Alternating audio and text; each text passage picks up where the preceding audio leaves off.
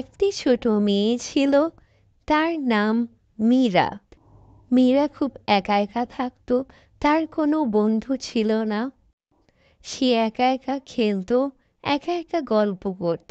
তার কোনো বন্ধু ছিল না তার সাথে খেলার মতন, তাই সে সবসময় দুঃখিত থাকতো এবং কান্না করত। মীরা যখন দেখতো তার বয়সী বাচ্চারা বন্ধুদের সাথে খেলছে, তার থেকে খুব কষ্ট লাগতো, কারণ তার কোনো বন্ধু ছিল না খেলার মতন, তাই সে কান্না করত। একদিন মীরা সব সময়ের মতন আপন মনে বসেছিল একা একা। আশ্চর্যভাবে সে দেখল তার জানালার সামনে একটি ছোট পাখি এসে বসে আছে। সে তাকে বলল, এই তুমি কি আমার বন্ধু হবে? আশ্চর্যভাবে পাখিটিও কথা বলতে লাগলো। সে বলল, আমি তোমার বন্ধু হব, আমারও কোনো বন্ধু নাই। সেই দিন থেকে তারা বন্ধু হয়ে গেল। তারা সবসময় গল্প করত, তাদের মনের কথা বলতো। খুব খুশি ছিল তারা দুজন।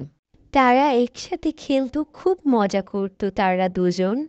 তারা একসাথে ঘুরতো ফিরতো, খুব মজা করত।